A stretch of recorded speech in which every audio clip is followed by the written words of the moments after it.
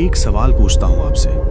क्या कभी ऐसा लगा है कि बस छोड़ दो सब कुछ, नौकरी, रिश्ते, शहर, लोग, और कहीं दूर चले जाओ जहां कोई ना हो, कोई उम्मीद ना हो, कोई सवाल ना हो? अगर हाँ, तो आज की ये कहानी सिर्फ शिव की नहीं है। ये कहानी आपकी है, मेरी है, हम सब की है। रुकिए मत, आगे जो बताने वाला हूं वो शायद आपने कभी सोचा भी नहीं होगा। स्वागत है आपका अपने चैनल जीवन ज्ञान में। मैं हूं आपका दोस्त, और आज हम बात करने वाले हैं एक ऐसे सत्य की जो सदियों पुराना है, लेकिन आज के समय में और भी जरूरी है। अगर आप पहली बार आए हैं इस चैनल पर तो सब्सक्राइब जरूर करें, और जो पुराने साथी हैं उनका तो घर है ये। तो चलिए शुरू करते हैं। सोचिए, एक इंसान है, सुबह उठता है, आंखें खुलती हैं लेकिन मन नहीं उठता। छत को देखता है, चुप रहता है, फिर उठता है, दुनिया के लिए तैयार होता है, मुस्कान लगाता है, निकल जाता है। बाहर वो हंसता है, बोलता है, काम करता है, लेकिन अंदर अंदर एक आवाज आती है कि कब तक ये सब चलेगा? कब तक मैं वो बनूंगा जो मैं हूं नहीं? क्या ये आवाज आपको भी आती है कभी? अगर हाँ, तो जानिए आप अकेले नहीं हैं। शिव को भी आती थी। अब मैं आपको उस समय में ले चलता हूं जब देवता थे, असुर थे, मनुष्य थे, सब एक दूसरे से चाहते थे कुछ ना कुछ। देवताओं को चाहिए था शक्ति, असुरों को चाहिए था वरदान, और मनुष्यों को चाहिए था मुक्ति। और इन सब के बीच था एक महादेव, जो खुद तो सबका था, लेकिन उसका था कोई नहीं। सब आते थे उनके पास, मांगते थे कुछ, पाते थे और चले जाते थे। शिव देते रहे और देते रहे, लेकिन कभी किसी ने नहीं पूछा कि महादेव आप कैसे हैं? सोचिए जरा, दुनिया का सबसे शक्तिशाली, सबसे बड़ा, सबसे दयालु इंसान, और वो अंदर से अकेला। ये अकेलापन क्या सिर्फ शिव का था या आपका भी है? शिव अलग थे। वो शमशान में बैठते थे जहां कोई नहीं जाता था। वो सांपों को गले लगाते थे जिनसे सब डरते थे। वो भूत प्रेत के साथ रहते थे जिन्हें दुनिया ने त्याग दिया था, और इसीलिए दुनिया ने उन्हें अजीब कहा। लोगों ने कहा ये ठीक नहीं है, ये नियमों के खिलाफ है, ये कैसा देवता है जो शमशान में रहता है? दक्ष ने कहा शिव अयोग्य है। अपने ही ससुर ने अपनी बेटी के सामने शिव का अपमान किया। एक यज्ञ था जिसमें सारे देवता बुलाए गए, सारे ऋषि बुलाए गए, लेकिन शिव को नहीं बुलाया, क्योंकि शिव फिट नहीं होते थे उस समाज में। वो मेन स्ट्रीम नहीं थे, वो उनके स्टैंडर्ड के नहीं थे। रुकिए, क्या ये कहानी आपकी जिंदगी में भी हुई है? जब आप अलग थे और दुनिया ने आपको रिजेक्ट किया, जब आपने सच बोला और लोगों ने मुंह फेर लिया, जब आप जेन्युइन थे और दुनिया ने आपको अजीब कहा। शिव के साथ भी यही हुआ था। और फिर वो हुआ जो नहीं होना चाहिए था। सती, शिव की पत्नी, जो उन्हें सबसे ज्यादा समझती थी, जो उनके साथ थी हर हाल में। सती उस यज्ञ में गई जहां शिव को नहीं बुलाया था, और वहां उन्होंने देखा अपने पति का अपमान, अपने पति को नीचा दिखाते हुए देखा, और वो सह नहीं पाई। उन्होंने खुद को अग्नि को समर्पित कर दिया। जब शिव को पता चला, दुनिया कांप गई, तांडव हुआ, आसमान टूटा, लेकिन जब वो रोए, कोई नहीं था उनके पास। सोचिए, जो इंसान सबका दुख लेता है, जब उसे दुख होता है तो कोई नहीं होता। क्या ये आपकी भी कहानी है? आप हमेशा दूसरों के लिए स्ट्रांग बने रहते हैं, और जब आप टूटते हैं तो अकेले हैं। शिव भी अकेले थे उस रात, और उस रात शिव ने एक फैसला किया। वो चले गए, किसी को बताया नहीं, किसी से पूछा नहीं, बस उठे और चल दिए।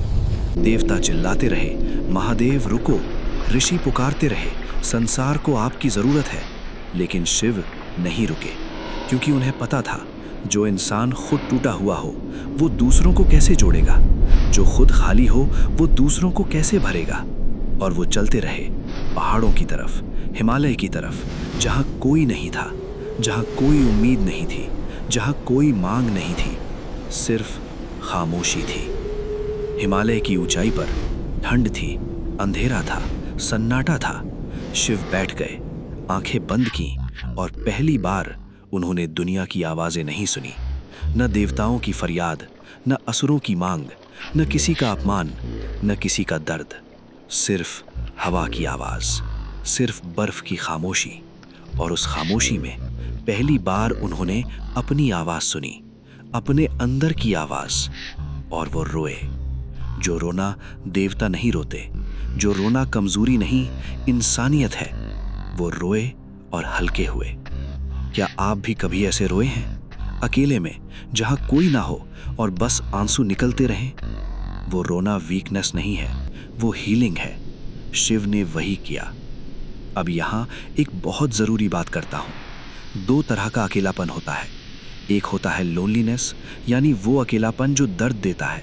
जब आप भीड़ में होते हैं फिर भी अकेले महसूस करते हैं, जब लोग हैं आसपास लेकिन कोई समझता नहीं।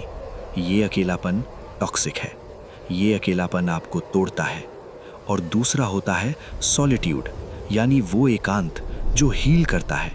जब आप जानबूझकर खुद के लिए समय निकालते हैं, जब आप शोर से दूर जाते हैं खुद को सुनने के लिए। शिव ने लोनलीनेस को सॉलिट्यूड में बदल दिया। वो दुनिया से भागे नहीं थे, वो खुद की तरफ गए थे। और यही सबसे बड़ा फर्क है। आज आप भी अगर थके हुए हैं, अकेले महसूस कर रहे हैं, तो एक बार खुद से पूछिए कि मैं किससे भाग रहा हूं, दुनिया से या खुद से? अगर जवाब है खुद से, तो शिव की तरह हिमालय जाइए। वो हिमालय आपके घर में भी हो सकता है, वो एक कमरा हो सकता है, एक छत हो सकती है, 1 घंटे की खामोशी हो सकती है। हिमालय में दिन बीतते गए। शिव ध्यान में बैठे रहे, लेकिन ध्यान सिर्फ आंखें बंद करना नहीं था। ध्यान था अपने दर्द को देखना, अपने डर को देखना, अपने अंदर की उस जगह को देखना जो टूटी हुई थी। और जब आप उस जगह को देखते हैं, तब होता है असली हीलिंग। शिव ने सोचा, क्या मैंने गलत किया? क्या मैं सच में अयोग्य था? क्या दक्ष सही था? और उन्हें जवाब मिला, नहीं। मैंने अपने स्वभाव के अनुसार जिया। मैंने उन्हें प्रेम किया जिन्हें दुनिया ने छोड़ दिया था। मैंने सत्य को चुना, दिखावे को नहीं। और अगर दुनिया उसे गलत कहती है, तो दुनिया की परवाह करना मेरा काम नहीं है। ये रियलाइजेशन, ये वो मोमेंट था जब शिव हील हुए। और आज आपसे भी यही पूछना चाहता हूं, क्या आप भी किसी के कहे हुए वर्ड्स से टूटे हैं? क्या किसी ने आपको कम बताया है? तो आज शिव की तरह एक बार खुद से पूछिए कि क्या मैंने सच में गलत किया, या बस उनकी सोच मुझसे मैच नहीं करती। दक्ष का यज्ञ याद है, जहां शिव को नहीं बुलाया था? वो यज्ञ आज भी हो रहा है, हर ऑफिस में, हर फैमिली में, हर सोशल सर्कल में, जहां कुछ लोग डिसाइड करते हैं कौन काबिल है और कौन नहीं। जहां रूल्स बनाए जाते हैं और जो उनके मुताबिक नहीं चलता उसे बाहर कर दिया जाता है। आपके साथ भी हुआ होगा। प्रमोशन किसी और को मिला क्योंकि आप सिस्टम के साथ नहीं थे। रिस्पेक्ट किसी और को मिली क्योंकि आपने चापलूसी नहीं की। रिकग्निशन किसी और को मिली क्योंकि आप दिखावा नहीं करते। और आप सोचते रहे कि मैं कहाँ गलत हूँ। शिव भी सोचते थे, लेकिन हिमालय में उन्हें समझ आया, गलती उनकी नहीं थी, गलती सिस्टम की थी। और सिस्टम को बदलने की जिम्मेदारी उठाने से पहले खुद को बचाना जरूरी है। इसीलिए वो गए, इसीलिए आपको भी कभी कभी जाना पड़ता है। और फिर एक दिन हिमालय से एक आवाज आई, एक बच्ची की हंसी। पार्वती आई थी, लेकिन इस बार शिव ने दरवाजा नहीं खोला, क्योंकि शिव बदल गए थे। पहले वो दुनिया के लिए उपलब्ध थे, अब वो अपनी शर्तों पर उपलब्ध थे। पार्वती ने तपस्या की, प्रतीक्षा की, प्रेम किया, और तब शिव ने स्वीकार किया, क्योंकि अब वो जानते थे कौन उनके लिए है और कौन उनसे कुछ चाहता है। हीलिंग के बाद बाउंड्रीज आती हैं, हीलिंग के बाद क्लैरिटी आती है, हीलिंग के बाद आप जानते हैं किसे हाँ कहना है और किसे ना। और जब शिव वापस आए दुनिया में, तो वो और शक्तिशाली थे, और शांत थे, और संपूर्ण थे, क्योंकि उन्होंने पहले खुद को भरा था। अब एक बात सुनिए ध्यान से। आज के समय में हर इंसान के अंदर एक शिव है, जो थका हुआ है, जो दे देकर खाली हो गया है, जो सुन सुनकर बहरा हो गया है, जो हर किसी के लिए अवेलेबल रहते रहते खुद के लिए अनअवेलेबल हो गया है। क्या आप वो हैं? अगर हाँ, तो आज एक काम कीजिए। आज बस 1 घंटे के लिए अपना फोन रखिए, किसी को जवाब मत दीजिए, किसी की जरूरत पूरी मत कीजिए।